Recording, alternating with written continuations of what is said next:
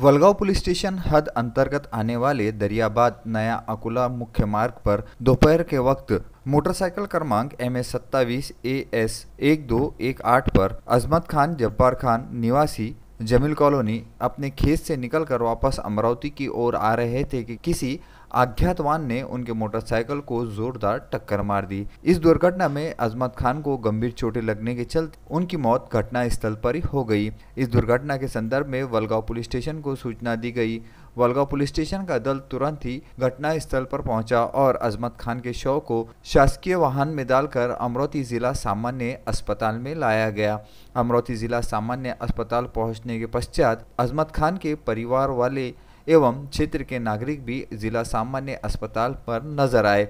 जिला सामान्य अस्पताल में डॉक्टरी जांच के पश्चात उनके सर, हाथ एवं पैर पर गंभीर चोटें नजर आ रही थी, जिसके चलते अनेक आशंकाएं व्यक्त की जा रही है। अजमत खान को इतनी गंभीर चोटें थी कि उनका चेहरा पूरी तरीके से झुलस गया। बाएं हाथ पर भी रोड का मार लगने के चलते पूरी चमड़ी जल चुकी थी। अमरावती जिला सामान्य अस्पताल में अजमत खान के शव को पोस्टमार्टम हेतु तुरंत ही सीधे वाहन से निकालकर शवगृह में रखा गया, जहां उनके पोस्टमार्टम की प्रक्रिया जारी थी। इस दुर्घटना के चलते अमरावती शहर के जमील कॉलोनी में शोक की लहर दौड़ गई है। वलगांव पुलिस स्टेशन द्वारा इस दुर्घटना के संदर्भ में मामले की जांच जारी है। वलगांव से बबलू अहमद अली के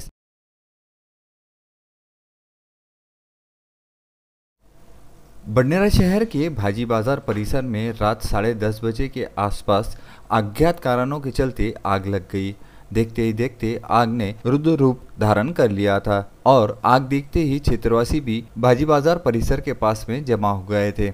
नागरिकों में हड़कंप सा मच गया था कि आखिर किस कारणवश ये आग लगी। आग के संदर्भ में तुरंत ही बडनेरा महानगर पालिका में दमकल विभाग को सूचना दी गई। दमकल विभाग ने तुरंत घटनास्थल पहुंचकर आग को बुझाते हुए आग पर काबू पाया। आग किस कारण लगी है इसका पता नहीं चल पाया है, किंतु दमकल विभाग की समय सूचकता के चलते भाजी बाजार परिसर में बड़ी अनहोनी होने से टल गई, क्योंकि भाजी बाजार परिसर में समस्त दुकानें टीनों के शेड की बनी है और ज़्यादा से ज़्यादा इन दुकानों में लकड़ियों का उपयोग किया गया है। यदि समय रहते दमकल विभाग अपनी कार्रवाई नहीं करता तो संपूर्ण भाजी बाजार परिसर भी चलकर खाक हो सकता था।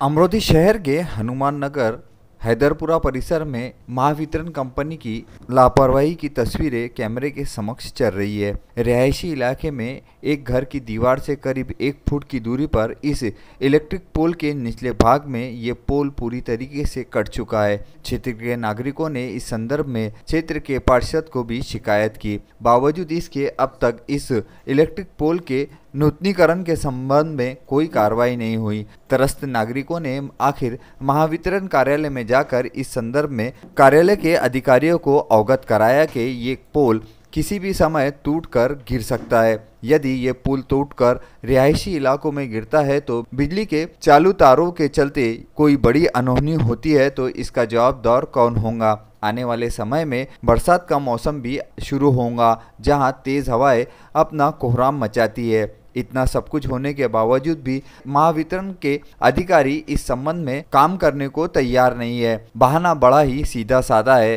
कोरोना वायरस के बढ़ते संक्रमण के चलते काम करने वाले मजदूर नहीं मिल रहे हैं। यदि यही हाल रहा तो क्या उन नागरिकों की सुरक्षा के दृष्टिकोण से महावितरण उनकी भरपाई करके देगा? ऐसे अनेक सवाल क्षेत्र के नागरिक उठा रहे हैं। ये पोल किसी भी समय नीचे से टूटकर गिर सकता है, जिसके चलते कई लोगों के जान को धोखा निर्माण हो रहा है। अब देखना यह है कि क्षेत्र के पार्षद एवं महावितरण के अधिकारी इस ओर कितनी गंभीरतापूर्वक दखल लेकर इस खंबे को हटाकर नया खंबा लगाते हैं।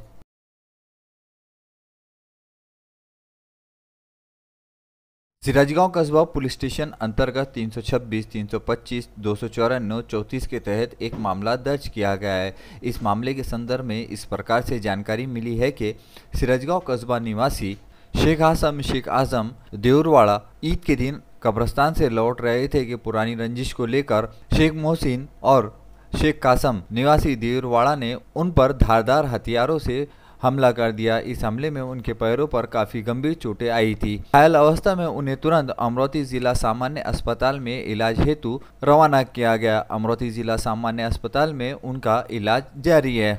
इस संदर्भ में सिरजगांव कस्बा पुलिस स्टेशन द्वारा मामले की जांच की जा रही है और शेख हासन पर यह हमला पुरानी रंजिश को लेकर होने की चर्चा देउरवाड़ा में जोरों से चल रही है। ईद के दिन हुए इस हमले को लेकर शहर में अनेक चर्चाओं का बाजार भी गर्म है और हमलावर शेख मोहसिन शेख कासम हमले के बाद से अब तक फरार है, जिनकी सिरजगांव कस्बा पुलिस स्टेशन द्वारा सरगर्मी से तलाश की जा रही है। कब्रिस्तान में गए, मैं नमाज पढ़ के बाहर निकली तो बकरी को बहुत घाव मारे दिख रहा। पहले उन्होंने बकरी को मारे, बकरी को मारे, बाद में फिर बकरी को मैं जरा से भूख लगा ही भाई, तो उसने में मेरी देवरानी भागते तो भाई को बहुत मारे।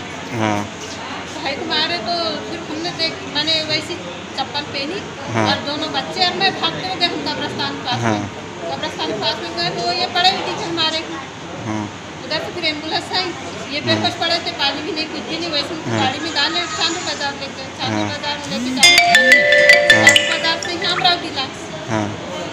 बबलू अहमद अली के साथ।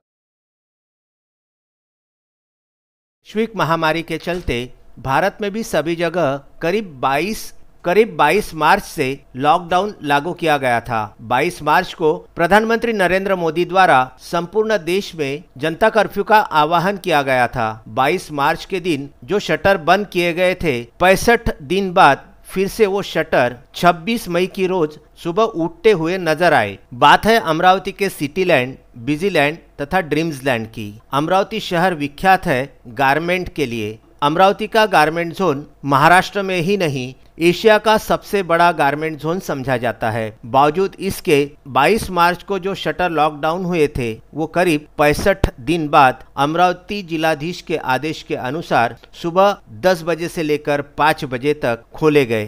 पहले दिन सभी व्यापारी अपने अपने दुकानों को साफ सुथरा करते हुए नजर आए। कोई अपने शॉप को सैनिटाइज कर रहा था, कोई शटर को ठीक कर रहा था। इस संदर्भ में विदर्भ न्यूज ने सिटीलैंड, बिजीलैंड एवं ड्रीम्सलैंड जो कि अमरावती का गारमेंट जोन है, वहां पर जाकर व्यापारियों से बातचीत की। तब व्यापारियों ने बताया अमरावती के कमाई का अहम हिस्सा गारमेंट जोन से ही अमरावती को प्राप्त होता है। विगत 65 दिनों से लॉकडाउन के चलते ये संपूर्णतः ठप रहा। ऐसे में 65 दिन ये गारमेंट जोन के लिए कितने क्लेशदायी बीते हो, ये हर कोई सोच सकता है, समझ सकता है। विजय भुतडा बिजलँड प्रेसिडेंट।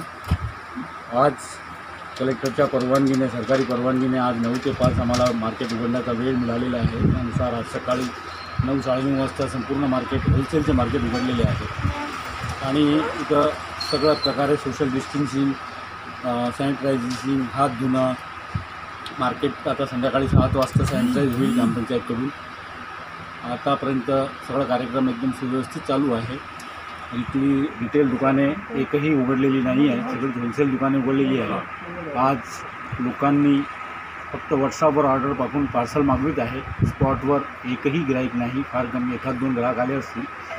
जबकि अशा सीझनमध्ये आमच्या मार्केटमध्ये 400 ते 500 ग्राहक राहतात, परंतु आज 5ही ग्राहक नाहीत। सगळ्यांचे ऑर्डर व्हॉट्सअपवर आलेले आहे। सगळे लोक कोरोनाच्या या महामारीचं प्रत्यक्षात पालन करीत आहे, असं आज निदर्शनात येत आहे। कौन सा मार्केट है ये? Dreamland market. कितनी दुकान है ये मार्केट में? ये मार्केट में होलसेल की होंगी 15 के आसपास। टोटल मार्केट में दुकानें कितनी है? टोटल 30-35 दुकानें होंगी। नहीं, टोटल मार्केट में दुकानें कितनी है? बंद पड़ी है ना बहुत सारी। जो खुली है वो 30-35, ज़्यादा में ज़्यादा 40 होंगी। वो 40 में होलसेल कितने है? होलसेल की 15 के आसपास है। 15। आज से जितनी खुली वो होलसेल की? होलसेल, रिटेल नहीं, टोटल होलसेल। मैं सिटीलैंड ट्रेड एसोसिएशन की तरफ से अध्यक्ष किशन कोटवानी, आज जो हमें जनप्रतिनिधियों द्वारा एवं प्रशासन द्वारा मार्केट खोलने की अनुमति मिली है, उसके लिए उनका हम मार्केट की ओर से उनका धन्यवाद करते हैं। हम सरकारी जो भी नियम हैं उनको पालते हुए हम हमारे व्यापार को शुरुआत की है। अभी आज पहला दिन है। आज पहले दिन हमारे यहाँ व्यापार नहीं हुआ है। साफ सफाई करते हुए हमने शुरुआत की है। सैनिटाइज जो भी हमें जो सरकार की ओर से हमको निर्देश मिले हैं, उन निर्देशों का पालन करते हुए हमने हमारे व्यापार की शुरुआत की है। प्रशासन का हम धन्यवाद करते हैं और व्यापार की शुरुआत करते हैं। मार्च माह में शुरू में सबने जीएसटी टैक्स, इनकम टैक्स सभी व्यापारियों द्वारा भरकर हर कोई व्यापारी अपने आने वाले शादी ब्याह के सीजन के लिए पूर्ण रूप से तैयार था। लेकिन जैसे ही 20 तारीख को कोरोना वैश्विक महामारी का प्रकोप पाया गया, करीब 20 मार्च से ही संपूर्ण देश में लॉकडाउन किया गया। 65 दिन के बाद में ये सब शटर फिर से खुलते हुए नजर आए, लेकिन गारमेंट जोन के ऊपर एक जो बदहवासी सी छाई हुई है उससे उभरने के लिए सभी व्यापारी अपनी अपनी तरफ से एक नई प्रतिज्ञा के साथ फिर से उठते हुए खड़े दिखाई दिए।